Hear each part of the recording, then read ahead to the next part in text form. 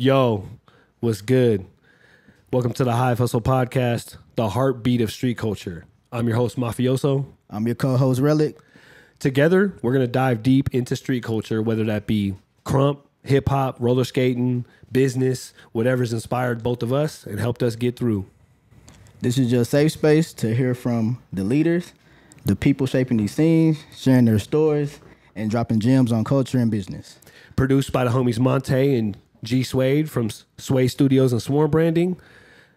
Do me a favor, get ready to vibe, get inspired, and be involved. Let's start the show. Welcome to the show, let us all begin. Introduce a new approach to evolve and win. Taking lead, never stop, can't fall again. Took heed and watched who I called a friend. On a swivel, ain't none of this simple. Rather be at the table, conversing what's beneficial. Put in hard work, unapologetic with your craft. Yeah, the scars hurt, but I won't regret what's in the past.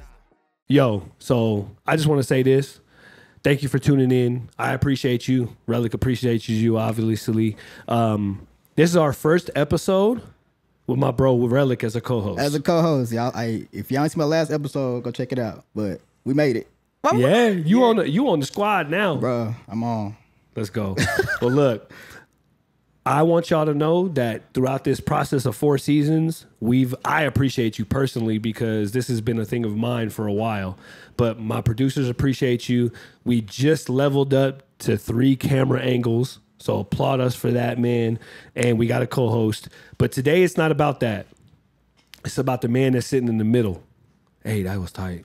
That guy. This guy right here. That guy over there. McLovin. What up, bro? How you feeling? What's good? What's good, y'all? I'm doing good, man. Living, you know what I'm saying? Blessed. Happy to be here. Definitely. Yeah. Well, just so you know, bro, originally I started this podcast because obviously, you know, I'm a crump dancer. Obviously, you know, I roller skate. Street culture raised me, bro. I grew up on the east side of Vegas, went to Chaparral High School. I was wobbling in 2003. You know what I'm saying? And I started crumping in 2005. So ultimately, to a lot of people, I'm old as hell, but I still get off on people. So the fact is that I can't be active as I want to be anymore. So being that I own this business, being that I have opportunities, being that I have a way to invest back into the culture, this is one of my ways to do it. I brought my bro Rellik on the ride with me because we've been rocking since he moved out here, even before then, because I was DC. Even before then? Yeah, way before then. Like I've known him through the crump world. I've known him for over a decade, right? Yeah, I just lived in the South. That's it. So ultimately, we've been rocking for a minute, and just I appreciate you for being on the show, man, being willing to be here. Thank you, bro. And let's get to it. What we want to know first and foremost is who is McLovin, and like what started street culture for you. Like I know you're from the East Coast, right? Yeah. So obviously it was a little different than the West Coast. We have dominoes, you know, spades at the table. I'm not saying you guys don't have that, but that's what I grew up on. Definitely playing some spades. So what was like the first introduction? Like, yeah. So okay. So McLovin. Yeah. Of course I go by McLovin, which was a name given to me, my stage name. It was given to me early in my, I guess you could say, dance career, when I was probably just a few years in. Yep. Probably my first big moment, I had a battle at one of the King of Baltimore competitions, which I'll dive into in a little bit. But Definitely. It's a big tournament back home, like probably like the Super Bowl for us. Okay. And at the second one, I was in the crowd, and you know how dance culture is. Like the battles are going on, things are going on. There was an intermission, and me and another dancer, another white boy in the crowd that was more known for dancing. Had a high reputation. A lot of people wanted to see us battle in the community. Yeah, and just there's to always see, they like, want to pin the white guy. Yeah. They want, it's just flat out. It just happens. Like, who's the better white boy? You know what I'm saying? Literally. So that's what it was about. And they put us on stage. He kind of went up on stage first. I think he already was wanting to battle. Yeah. But the promoter, like, shout outs to Unique, that's like not just a homie, but like family now. And shout outs to the Be More Than Dance community. Like, he's got his whole thing going there. Like, they're pushing the culture heavy, have been for the last decade or two almost, you know. Yeah. But yeah, at the end of the day, he called me on stage. We danced. I had a really clean sweep, not to say it like that, but it was a big moment. Yeah, you for already me. said it. It's out there. Yeah, it's there. Literally. You know, everybody knows. Like the footage was there and all. Like, but that happened, and then they actually just kind of gave me the nickname McLovin, and it stuck after that. So like that was the other part of why it ties into the street. Yeah. The street culture situation, because my nickname was given to me by the culture. Yeah. So that's kind of something that Dope. I hold near and dear with. I've always ran with it because of that. Baltimore gave me McLovin, so Yeah. you know. And that's where you're from? Yeah. I really haven't had a crazy long conversation with you, so I'm really trying to get to know you. You know what I'm saying? So, and what year was that moment? So the year that happened, I'd say, man, I hope it's back, but I'm pretty sure that was close to like 2000, maybe 8 or 9. I think. Okay, so you've been dancing for a minute. Oh yeah. Got it. Yeah, like I'm 31 years old now. I've been dancing since I was probably about. Tell him you'll call him 15 back. years old. I thought that was my phone ringing. It wasn't. I forgot my stuff was on solid. My bad. Go Hey ahead. man, you know, emergencies happen. I get it. No, That's cool. So 2009, huh? Yeah. Was that like, were you dancing before that? Like, when did you start dancing? I think I started dancing like around it. If I've been trying to pinpoint this for a long time because it's been. Oh, I'm the same way. Yeah, I was 4 years old doing moving. Exactly. You get what I'm saying? And it's like what counts and what doesn't, right? Yeah. And it's like I could say this. When I knew like I wanted to learn this and get into it and get serious. When was that? That was probably like 14, 15 years old. Got it. So And you said, I don't want to put your age out there, but you said you was 31. Okay. No, yeah. So that was So like you've been 16 doing it 16 like years. 16 yeah, years, like yeah. 16 years, yeah. Okay, cool. Yeah, So 16 you not a young cat. You a OG, You up almost there. basically OG. Veteran, yeah, Like for when you sure. get to 15 years, bro. Like, come on. Yeah. When you been in any job you've been doing for 15 years, think about it. Yeah, you're a veteran. You executive low Yeah. key. You know what I'm saying? Yeah. If you've been at Walmart for 15 years, you is not a stock boy. You one of them ones. Like, yeah, you in an upstairs office You one with of them 3 ones. screens. Yeah. Yeah. Yeah. But okay. Yeah, man. So it's like I definitely feel like I've club danced for 10,000 hours. If you know what Oh, I mean yeah. with that. It's 15 years in for sure. Yeah, it just comes natural at that point. Mm-hmm. But So the street culture. Go ahead. Oh yeah, just the street culture question. Yeah. I got into street culture. I think I was introduced to street culture. I'll be straight up when I was a kid. Like Yeah. I was introduced to street culture right after my father got locked up. Like my father got locked up at a young age. I went through like a traumatic situation with that. I was probably, what age you at in the 3rd grade? I don't even know. that's probably like 8. Yeah. It was like 8 years My son's old. just getting in 4th grade and he's 9. So I was 8 years old, and it was kind of a graphic situation. It wasn't like the trauma behind it. It wasn't just like, oh, your father's getting locked up. Like he was on the news and all that. Oh, it was like, morning. it was public. It was Yeah. public. It was like, oh shit, and it was the whole scene. Like my father's on the news, they're talking about him, looking for him, and like I get a phone call from like my mother gets a phone call that morning before while she's getting me ready to get on the bus like for school and stuff. Yeah. And he's got to talk to me on the phone And tell you that he's and not tell coming me home. like I can't come home, and it's gonna be a long time before I come home. Yeah, crushed me, bro. Like Hey, that was my hero. I know that. I don't know that feeling personally, but somebody really, really close to me has gone through that. Mm-hmm. So, and I applaud you for being in the position that you're in. Oh man, thank you. Yeah, most definitely. Hey, do me a favor, Monte. Call and L. I'm a firm believer that like it's gonna sound weird following what we're talking about, but like we were put on this earth to suffer. Like there's so much suffering that happens in your Facts. lifetime. I feel like That's facts. Like you're gonna suffer. Yeah. And it's about choosing your suffering. Yeah. And understanding it and getting to know yourself and just be aware like what this life really is. Yeah, most definitely. So that you can prepare prepare yourself for the things you're gonna go through. Yeah. I tell people all the time, and I've heard this several times in my own life, is like relationships wise, right? Yeah. Being single and being by yourself is hard.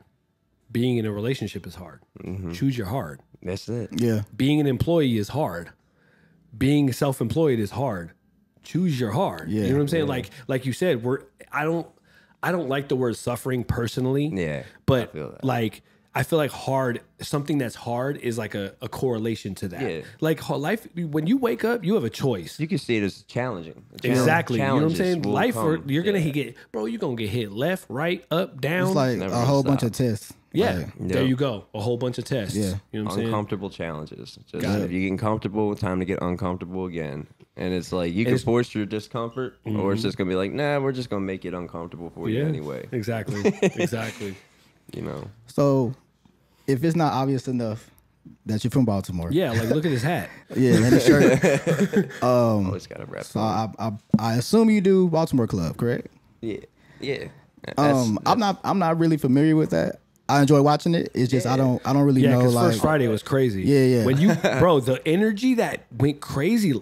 Go ahead, continue. Sorry, I interrupted you. So like, could you dive a little bit deeper into like the background behind it, like what it means, like what it represents, like because I'm interested. Just I don't know let if I can everybody. do it. We want to know, and everybody else want to know. So just let us know what that is. Sure.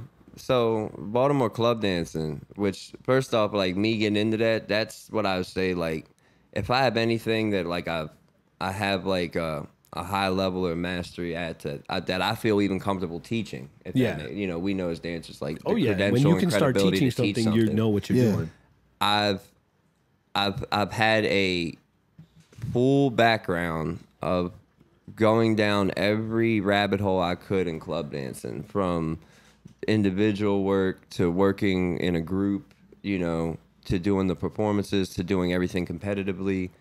And to tell you about it, I got into Baltimore. It started in middle school in one of them little like rinky dinky parties they be throwing for you. The house parties? Yeah, the little like the Teenage clubs. Yeah, the teenage Oh, okay, clubs. yeah. Like, you know, Vegas after had school. Frozen 75. That's what it was called out here. Out Or in you would Texas- go to the skating rink. Out in Texas, we had one called Club 17. Yeah, Club 17. Yeah. They So, always had yeah. a number. Yeah, So they used to throw them, and that's kind of where it started for us. Or for Obviously, me, you were a teenager. For me, yeah, this has been going around way before I was around. Like, I mean, from the history I've known, it goes back to like the 80s and 90s. Oh, Baltimore wow. club dancing. Yeah, so it's definitely what I would say is a beautiful evolution that from what's been told and what we know through the history is like it's this fusion that took place of like it's a little bit of like jazz and swing, it's a little bit of house dance, it's a little bit of like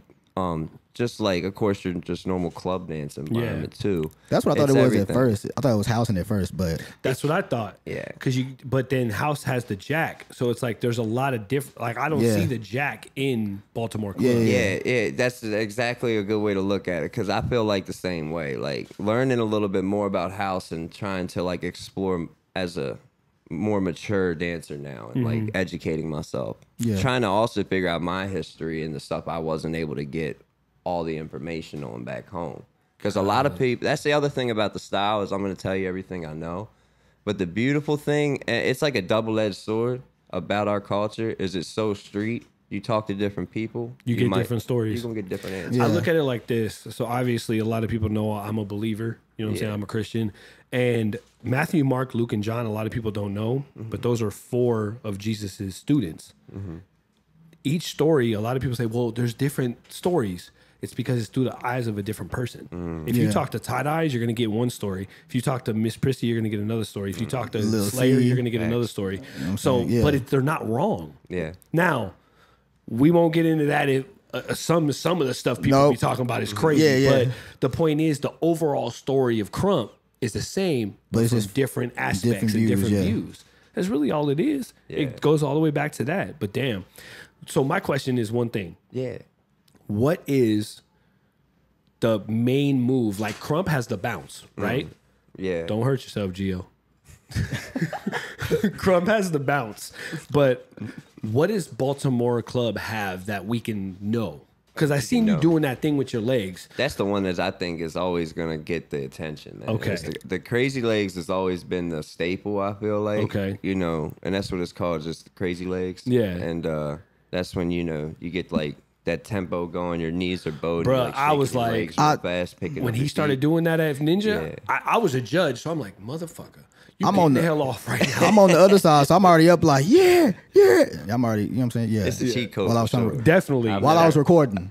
I've I think I never was not had a recording. bad. I've never had a bad reaction to that move. I don't think any Baltimore club dancers ever. I don't had a think bad you'll ever reaction to like it. that. Yeah. You can't have a bad reaction. Nah, to that. one of definitely, those. definitely can't. That Now, one. And, or when the did you get to SpongeBob. Vegas, and what do you think about our scene? I got to Vegas almost 2 years ago in June. Like, Okay. I think it's So going 2022. on 2 years. Yeah, 2022, exactly. Okay. And what made you come here first, and then do what do you think is your favorite part? Well, the beauty in that is like, and I don't mind, like, this is where I can be transparent because I'm always a transparent person. Me too. So I want to go ahead and throw that out there. It's like 2022 was a big game changer. Like, If I'm not mistaken, like you went viral, didn't you? yeah. Was it that year that it happened? Yeah. So 2022 is crazy because if I can draw the timeline out, I got to go back before that just a little bit. Go ahead. So if we go back to 2021 October 26, 2021, I'm literally like I'm back in Baltimore, scared as hell, probably 20 pounds less than this, and I'm on a 2-3 year heroin binge. Oh, like, wow. yeah, like real talk. Like I went down a path with drugs that was, I mean, deadly. It almost, I know for a fact every time I look back and just the way all the other pieces around me played out, you know, it would have took my life. You know, I tell you the story about my father earlier. Well, just to make a quick side note, like he was a part of that situation with me, and like I ended up losing him out here while I was out here. Like he passed away. So like and my cousin did, like everything around me right now, like that was part of that time of my life is literally like perished. Like it's not here. And 2021, October 26th, I went to rehab and like wanted to get myself straight. Yeah. And I was like, you know, I jumped off the cliff. I took that leap of faith. And man, my life changed ever since. I did the whole program. I did every suggestion that was given to me, which is probably how I got to be as transparent as I am because When you go through something, you just don't care no more. Yeah, you just don't care, you know. And I needed it because it dissolves your ego. Like it dissolves it completely. Yeah. So, I did the program. I probably was 6-8 months sober, and like I was in a sober house, just working a job, just doing normally what I had to do, and I got a hold of my Jordan. DJ Fries. Yeah. And that's my childhood friend. Like, grew up with him. Like, that's my brother. Shout outs to DJ Fries, yo. So he's from Baltimore that's my too? man, yo.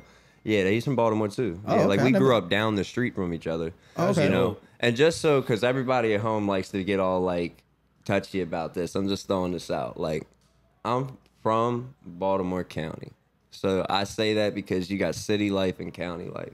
Now, I grew up a little bit with both, and that's because I went in the city a lot. Yeah. From young to old. But yeah, we both grew up in the county together. So like we would live right down the street from each other.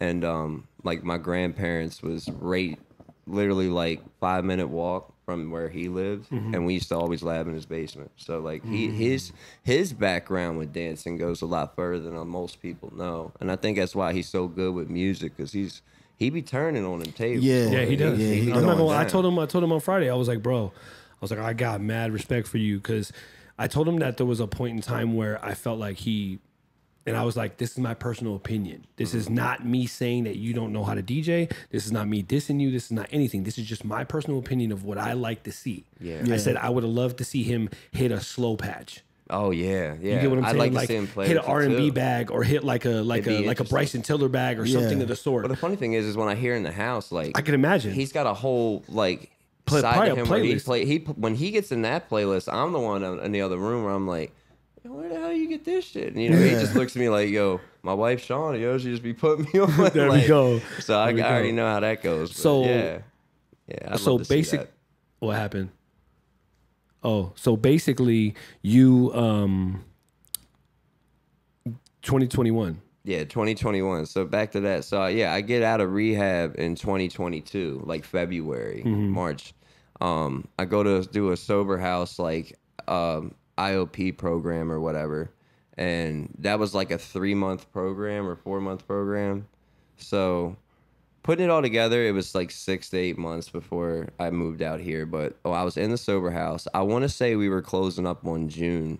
It was like, I think Jordan got a hold of me in like April. Yeah. And just checked up on me, and we just had a nice long conversation, just like how you been, how's life been going, because we had not talked for like at least a year or two before that, and had a lot to catch up on. So Got it. Yeah. he ended up, the conversation went so well, and everything was so like put out there on the table that he had just offered, like, bro, Come if you move want to out. come out here, like, Yeah. you're totally welcome to, because he could tell I was really, really about dance again, and just was in this place in my life where, like, it had created a life for me. It had saved my life a million times already. Yeah. And I felt like that's when it started to show to a lot of people, and also reflected back to me. They talk about your spiritual awakening and things Yeah. like that. That's when I feel like I already started to see it. And I say it because they say in the big book, one of my favorite things they say is in the more recent editions of it, there's a part that they wrote in there that explains, like, if you don't feel like you've had a spiritual awakening, or don't, like, you can't see it, sometimes you just got to see it, what's reflected back at you. Yep. So if everybody else sees it, and everybody else is like, bro, you've changed, man. Like, you a grown ass man. Yeah. Well, that's your awakening. Like, the world's showing you that Yeah. you've changed. You know? Damn. Well, hey, on that note, that was deep. We usually don't get that deep on this part of the episode, Yeah, but that was good. I was over here like, Yeah, I was like, okay. Well, look, we're going to take a quick commercial break. We'll be right back. Do us a favor, like, subscribe, follow, and we'll be right back. Are you ready to take your brand to the next level? At Swarm Branding, we're your digital marketing agency in Las Vegas. At Swarm Branding, we're not just another agency, though. We're a team of creatives that's dedicated to turning your vision into reality. Whether that's web design, graphic design, search engine optimization, or social media services, we've got you covered. Our certified experts bring over 2 decades of experience to the table, ensuring top-notch quality with every project. And the best part, we offer fair pricing without compromising on excellence. So why wait? Boost your business with Swarm Branding today. Visit our website or give us a call to get your free consultation. Yo, welcome back. This is your boy Mafioso. it's your boy Rellik. And we here with McLovin. McLovin. Hey, just so you know, they in I do my Baltimore. best to That's try. New York.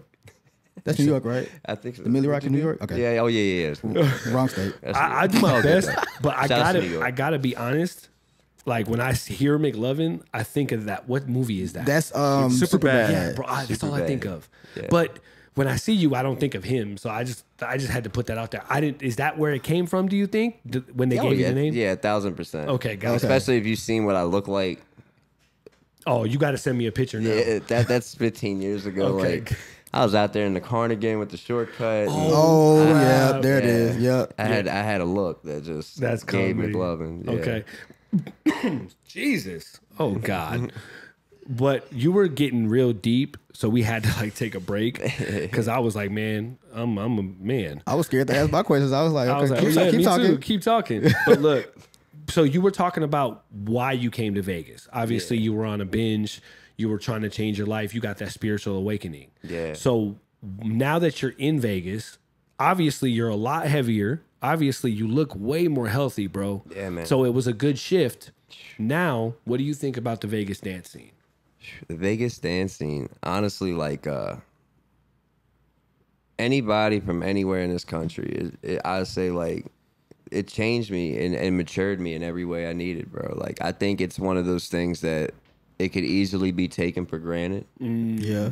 Easily. It's like, I try to tell people that come here is, you know, we always get new dancers. We always get new people coming in the community. Dude, Yeah. it's literally a revolving door. And that's the first thing I tell them is, like, appreciate the space you're in, especially because if you're going to be here for a while, the first thing I learned is it's constantly changing. Oh, yeah. Yeah. So appreciate it now. Yeah. Because trust me, who you In 6 see months, it's on not going to this- be the same. Yeah. And who you see in this session, probably half of these people will not be at the next session. Don't get me wrong.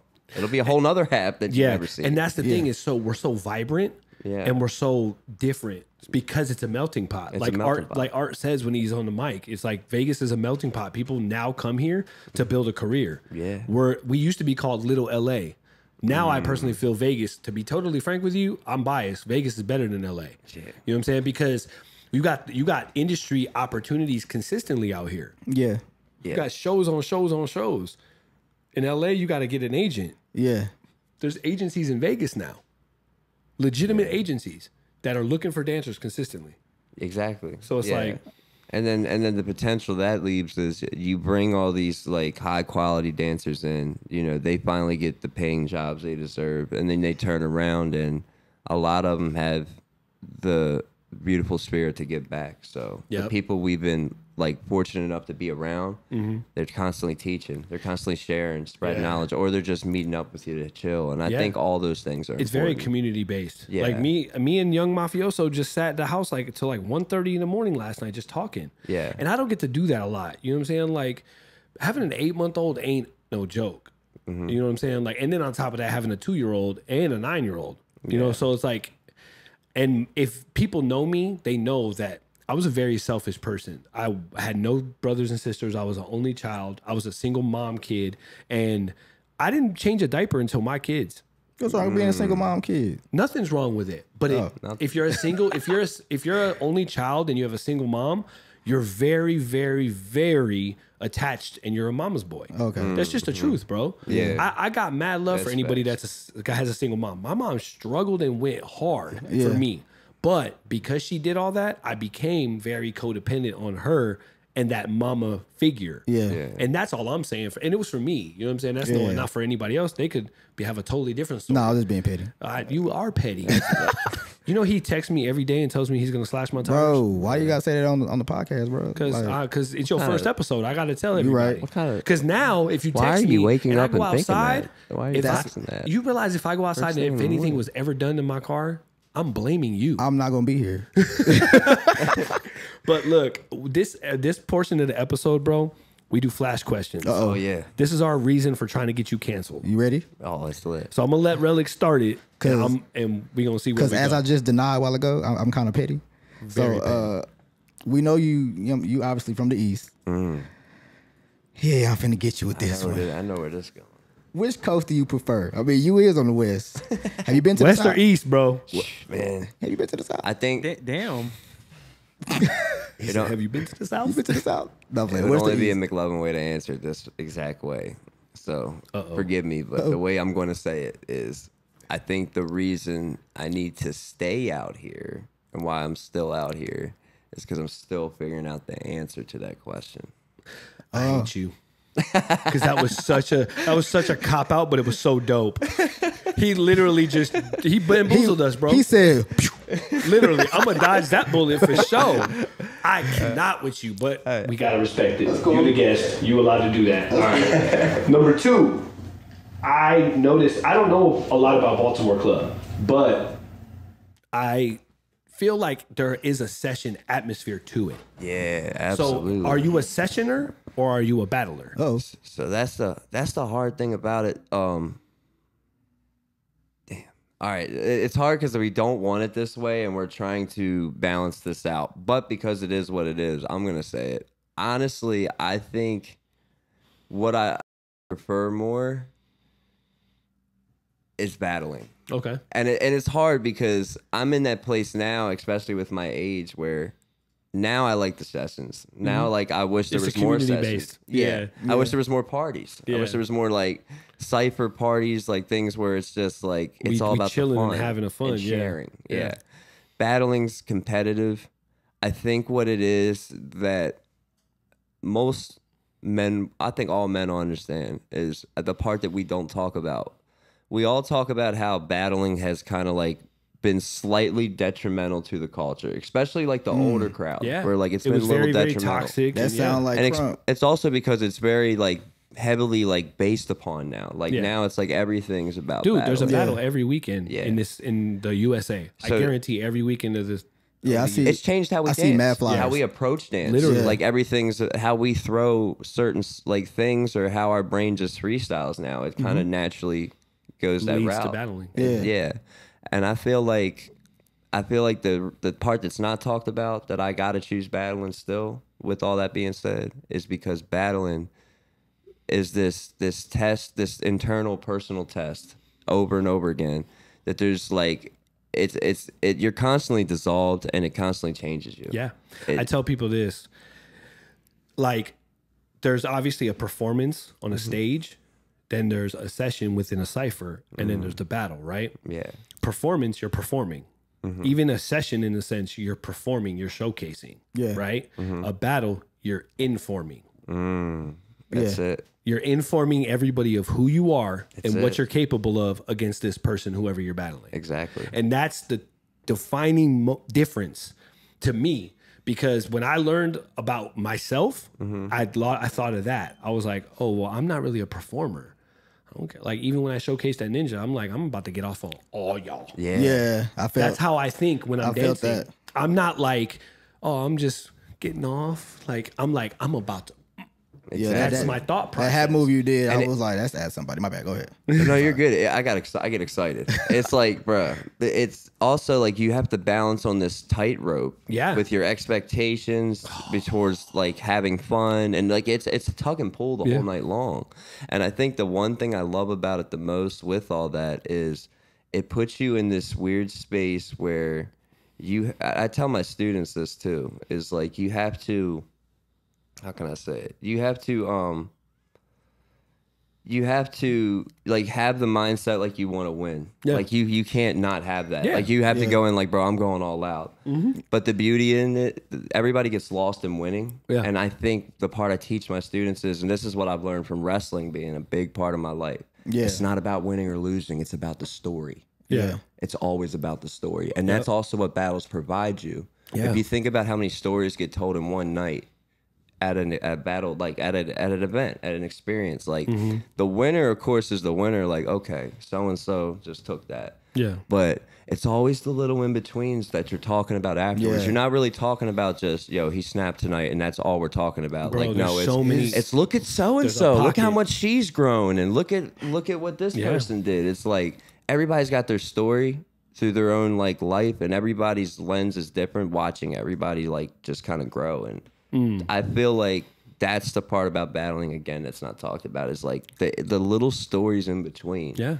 And it's not always about the heavy hitters and the people that are in the spotlight. Yeah. Like I tell people all the time, I'm like, Colossal, Baby Cuenca. Yeah. You know, I've known him since like 2008. That's a long time. Yeah. I'm I've watched him thinking- grow up from high school. I'm thinking he just now came around. Bro, no. I've Shout known outs to Chris. that man, yeah. Yeah, I've shouts known to Chris forever, bro.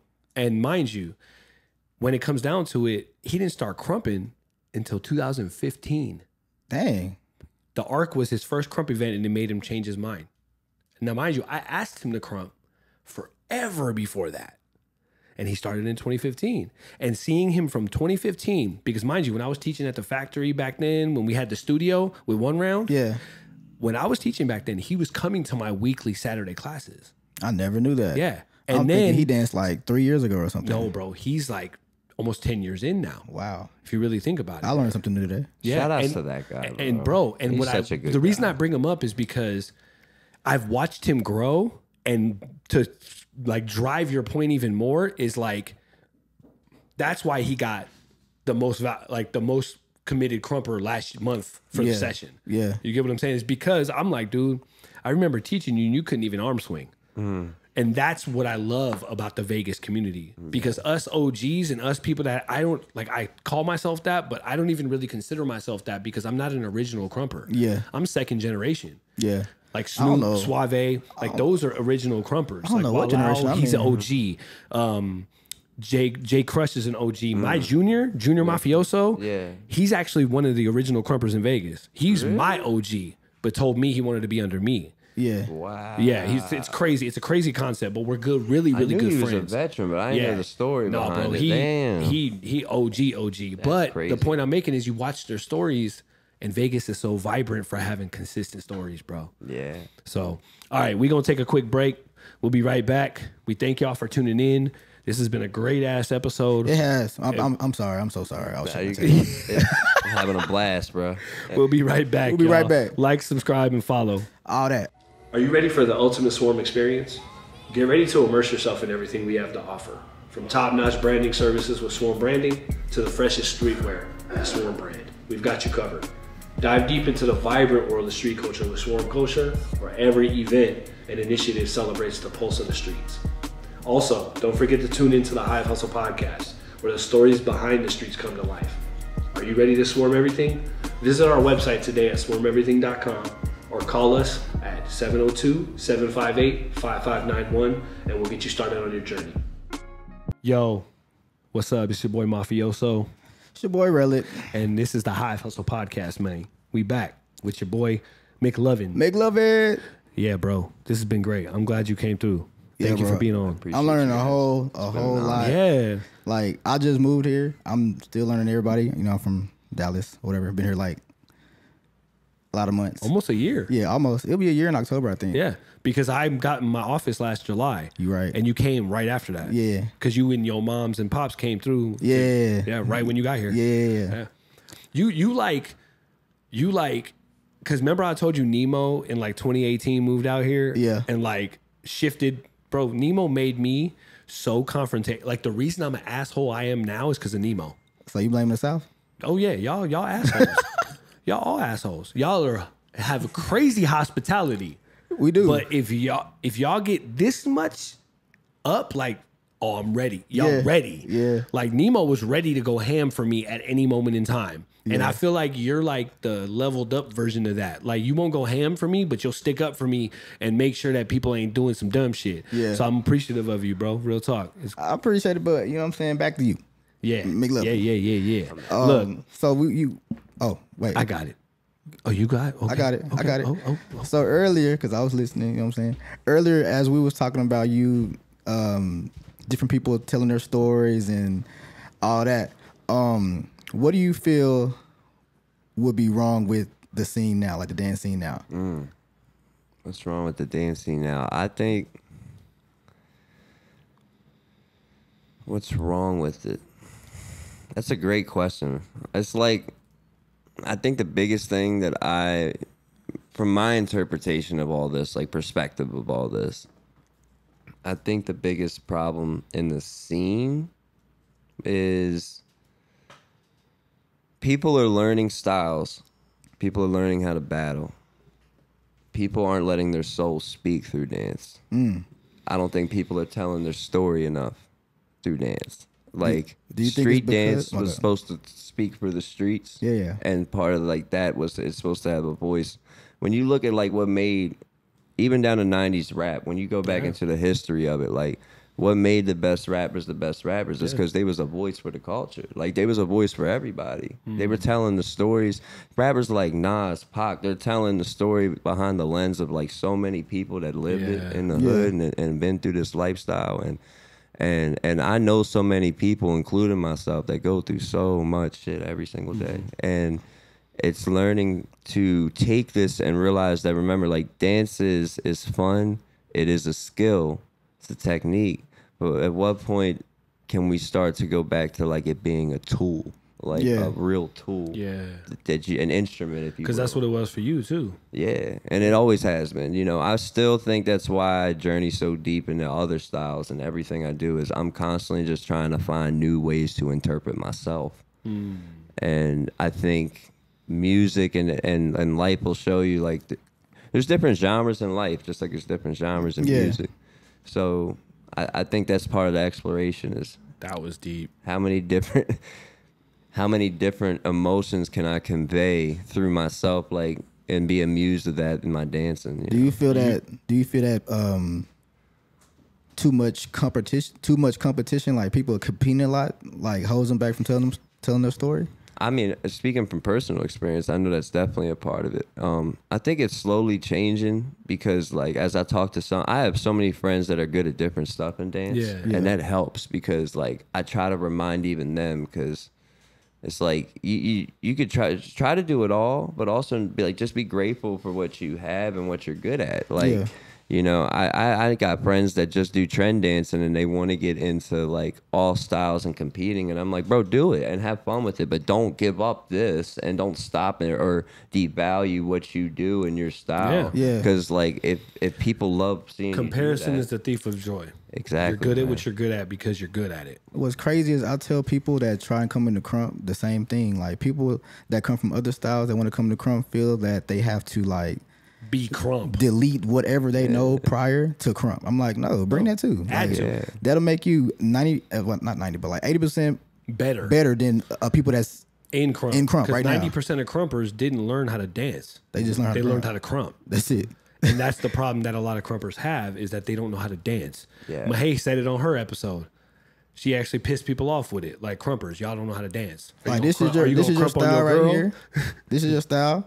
And crump is just an extra. Here's another box of tools. Here, use this. I want to tie that in real quick before we leave the question or whenever we do. I just thought about it. Back to like what you were saying about or what I was saying too about what's wrong with street dance, right? I think that also leads to the other thing with the, like, there needs to be more performance-based events. Like, I think, like, you know, there needs to be, like, just like how they have, like, you know, poets have their poetry nights, you know what I mean? Like, and what was the one they just had? I didn't even get a chance to make it, but I was. It was like the Nikki's event. Nikki's event, yeah. I gotta admit, that was a great idea. Like, that was dope. Like, whoever came and put that, shout outs to y'all. Yeah, we need more of that. Understand also that that type of event has been going on for years. Really? So there's a girl named JoJo Diggs. She used to throw Diggs Deeper. And Diggs Deeper was a showcase, a freestyle showcase. One person, 5 people, 20 people, and there was no cameras allowed at all. So it was experience only. You had to be there. Yeah. And so she stopped throwing them because obviously she's older. I think, if I'm not mistaken, she's in her 40s. Is she out here? No, she's not out here no more. Okay. She used to live out here. Okay. She was a part of the Jabberwocky show for a long time. Oh yeah, I think we're talking about that. Yeah. But on that note, on like the spirituality and like, you know, it being a part of your soul. Yeah. Previously, you were talking about how, you know, you were a heroin addict. So let us into that. Like, my mother was like. Why are you looking like that? Not like, you know what I'm saying? No. I was looking like, it's always a deep question. I wasn't saying it like that. I was saying, no, you're good. I was literally thinking in my head, like, I heard you and looked at you and probably looked at you the same way. But nah. But like, a lot of people don't like to be that transparent. And I'm a really big transparent person. You know what I'm saying? So, buddy, I'll tell you right now. In my life, I realized that transparency is needed. Yes. So let us know what your lowest moment was and how you got out of it. Yeah. And first off, thank you for even sharing that with me too. And I want you to know straight up, like, there's never a problem being, and anybody going forward that watches this, when it comes to talking about this stuff, I will always be transparent. I don't mind talking about it. Because you're past it. I'm past it. And also, I know how important it is. Like, someone out here watching this needs to hear this. Yeah. Because that's what got me where I went. Like, Amen. I would not have got up and got help if it wasn't for a lot of the individuals and a lot of the interviews and podcasts. I was sitting there on my couch, dope sick, watching. That just made me realize, like, this shit's got to stop. Yeah. So for the ones that are doing that, get up. Yeah. get up, you know, and take this for what it's worth, hopefully. But yeah, like, my lowest point was probably would it be the October moment? Nah, honestly, I gotta revert back before that. That was close to it though. I think October was definitely one of the lowest, only because that was just the time when I was the most unstable. That's the only reason I could give it that. It was like, finally the enabling stopped. Yeah. Of course, like, the pandemic was chilling, so that's partially from the government. Like, them stimulus and all that shit was keeping my habit up at that time. Yeah, like, I bet. The pandemic was a rough time. Unemployment and stuff, yeah. Yeah, and that was the other thing. Getting unemployment and getting all that money and, like, them telling you, like, okay, by the way, stay home. Don't do anything at all. Don't go and be in public. Like, we're all quarantined or whatever. And it messed with a lot of people. Yeah, so I was it screwed my whole shit up real bad. But yeah, like, my lowest point, there's so many examples I could go to, but the one that always hit me the deepest was, and I don't even mind talking about it, because, like I say, I'm a raw person, and people probably remember this, was definitely the Baltimore versus Jersey 2 event. And that was the one we went out to. It was 2 or 3. It's the one when we went out to New Jersey, though, to battle them. And because they had came down and battled us at the event prior, so we were trying to go out to them this time. Yeah. And I was like booked to battle against Legacy from New Jersey, and the Flexor. So we had battled before. We were running it back. That's the homie. Shout outs to Legacy. But yeah, when we went out there, I ain't even gonna lie. I was in that time probably the worst of my addiction because I still was getting the money, and it's towards the end. But towards the end, when it got real bad, like I towards the end was spending the upwards amount I was spending and the amount I was consuming was past deadly. Like most even when I was in there and I told other addicts how much did you do, you know? The looks I got on people's faces and the conversations I had to have with people that, like, you know, I don't even look at, like, there's no pride in it. I don't like, but it's kind of screwed up when people keep looking at you and saying, like, I don't know how you're alive. Wow. Like, I don't know how you're alive. Wow. Like, I can't do a third of that or whatever. I was just really in a bad spot. When I went out to battle Legacy, it was towards that time. Like, my habit had been at its worst. So, again, 20, 30 pounds lighter than this, extremely pale. I'm with my homies and, like, I remember my demeanor. I went to the side of the building. I was, like, zooted out of my brain. And it's one of those, like, have you ever seen someone super high on dope? You already know what that looks like. Yeah. We've seen it on sidewalks in our hoods for years. We know what this looks like. Yeah. I'm on the side of the building looking like that, smoking cigarettes like crazy, like trying to, like, ask people if they got some weed to buy. So I'm like, I'm just being a straight fiend. I ain't gonna lie, like, pretty much. And to a degree, I'm a subtle person, so I wasn't doing like a lot of extra stuff. But I feel like it was my lowest point because I just remember not being able to connect with nobody, like just being alone, not trying to connect with nobody, feeling alone. It was the first time I had realized. Because I'm always alone. Every person, every addict is. When they're getting high, usually they might be in their circle or they're alone. But the point is, they don't know the outside world and the feelings behind that. Yeah. And I feel like the outside world, like, had given me that mirror that day to be like, holy shit. Now I see it. Now I see it. The battle went terrible. Really? Yeah, terrible. Like, probably one of my most embarrassing moments. I didn't bring my music. Irresponsible, right? Didn't bring my music. Then turned around and expected, of course, them to just the DJ to search it up, find it, play it for me anyway, like make it happen. Yeah. Entitlement. Wow. Right? Like, and then turned around and he told me that he had it, like he couldn't get them, so I had to pick some other songs. Again, entitlement, just being frustrated and acting a certain energy wise. I go over and I do it. I come back and give him that.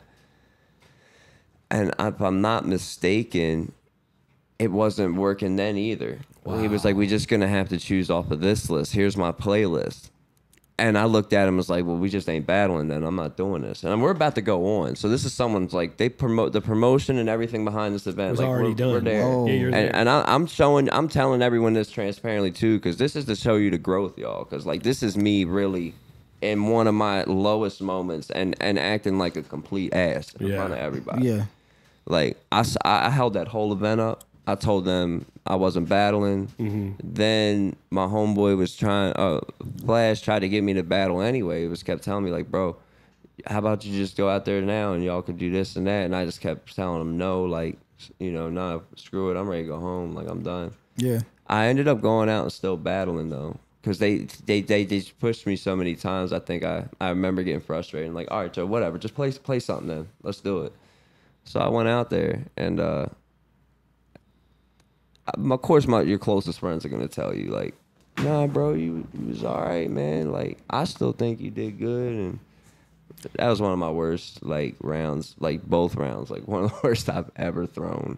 And that whole night just was an example of what my life was doing. Like, for me to be someone that had accomplished what I did in dancing and the streaks I went on and some of the rounds I've thrown and just everyone knowing me for me, like, that was the time to really see, like, oh, he's definitely not himself. Yeah. It was just right. That makes sense. That makes sense. Yeah. So we're going to flip it real quick. Now we're going positive. We're going to go into the positive. So what would, looking back from where you sit right now in dance, like, as McLovin? Because you've obviously been through a lot, bro. A whole lot. And we commend you for that, for real. Most definitely. what would be your most memorable dance, like your most memorable dance moment where you're looking back like, yeah, I did that. I did that. Yeah. I remember I talk about this video all the time. There was that dude with the dreads. I forgot it was a song like that was really popular, and he's like looking at the crowd and they're all singing this song. Yeah. It's like that aha moment, like, dang, wow. Yeah. So what was that? Honestly, this is always going to be hard for me because of what happened recently. So, can I give y'all a tie? Can I give you a fair tie? Yeah. All right, bet. So, I'd say it's We between get 2 moments. King of Baltimore for sure. The first time I won. The second one was a big deal too because no one had done that at that time. Yeah. So like that was a big deal, but the first one was like, I feel like everybody has these moments in their life where they get their, like you get W's in life, but then there's the one W that shows you like dreams come true. Yeah. Like shit's real. Yeah. Like, Yeah. okay, manifestation's real. Yeah. Like you can go out here and make things happen. Yeah. And I think that was the first one for me was Okay. King of Baltimore for, What's tied with it though? oh, for sure. Probably the Red Bull Baltimore. I was gonna say for sure. Because Red I Bull was is like, huge. I seen Bruh. that footage and I was like, damn, he's tripping. It was Yeah. that and the story, but like again, we go back to the story. Like out of all the stories I could tell through dance, that to me will be the one that means to me the most. Like, because that was the one, bro. Like my father had passed a few months before that, and of course, like I'm in my second year of sobriety at this point. Like, so like shit's hitting, right? And I just remember being so purged and driven in my craft, like, and being so positive about it all, like, and then just remaining, you know, soft and just having that integrity to myself, like, to just give myself time and grace, fill myself with as much love as I can, and just look for opportunity when it comes. And I remember the story behind Red Bull was even crazier because I had to reach out. There was a lot of stuff that happened for me to even get a chance to do it. And everything I was able to turn it into and experience through that, it's hard to like trump one over the other. Yeah. Yeah. I mean, that was Both of those moments are defining. Like stand neck and Yeah. neck. Like yeah. and that's the reason I got sober. Those type of reasons is why I wanted to change my life. So it's like to get that. Yeah. Yeah. That makes Bliss. sense. Bliss. Well, look, Understand. man. First and foremost, just coming from me, like this has been a great conversation. Even when you got here and we went outside and had a, just chit chat. Like you've always given me a dope energy, and that's why I asked you to be on the show. Because I can see you got a crazy story, and I want to hear the whole thing, like as soon as possible. Oh, for sure. Let's go sushi. Let's do something. do it. Ultimately, Yeah. Let's but do it. I want to gas you up, man, because this podcast is not only to like highlight street culture, it's also for me to give people their flowers, bro, because we deserve it. It's not easy to get through what you got through, and it's not easy to go through it and come out and look the way you're looking and doing what you're doing. So when those moments are happening again and you're doubting yourself, really think of those defining moments that you had in your career. Because whether we're working a job, whether we're dancing for a living, this street culture stuff has like really shaped our lives. That's Yeah, facts. well, definitely. That's Yeah. facts. And the last question before we wrap it up, bro. For you are 31 years old? Yeah. Okay. 15 years in the game, 16 years in the game. What do you tell somebody that's 15 now, advice-wise, on how to live a good life in dance, How to live street a good dance? life and dance and street dance. And then tell everybody where they can find you, and then we'll wrap up. That's a bet. To live a good life in street dance, I know this is one of the most cliche things most people say, but if I'm going to say anything from my story I've learned that I could tell you, please, it's about who you're around. It's about who you're around. Like, surround yourself with loving, supporting, good people. If you don't have them, be selective and find them. Yeah. Try to just show up with love. Continue to be a student through life and through the craft. And I think if you do those two things together, honestly, and just remain true to yourself, you're going to have a great career. Amen. Now tell everybody where they can find you, bro. All right, so you can go to McLovin's Too Smooth. That's my handle on all social media. You could pretty much find me there. You can Google this, man. Yeah. I literally Googled McLovin dancer to do the research, and there was so much stuff that So many popped up. links. Yeah. I'm like, hell yeah, this is dope. So you lit. Yeah. I didn't even know that, so that's dope. You feel me? That's what's up. Yeah. But hey, man, do us a favor. Follow Hive Hustle Podcast. Follow me, Murder Mafioso. Follow Rellik. You just changed those. I just changed it to my TikTok handle, which is finna be booming. Y'all make sure y'all follow me. It's _ John Don't Do It. Okay, and then follow McLovin at McLovin Too Smooth. We appreciate you. This has been the first episode of season 4 of the Hive Hustle Podcast. With your boy. With your boy Rellik, Mafioso, McLovin, Yes, G sir. Suede, Monte, and we all out. We'll see y'all soon. Bless y'all.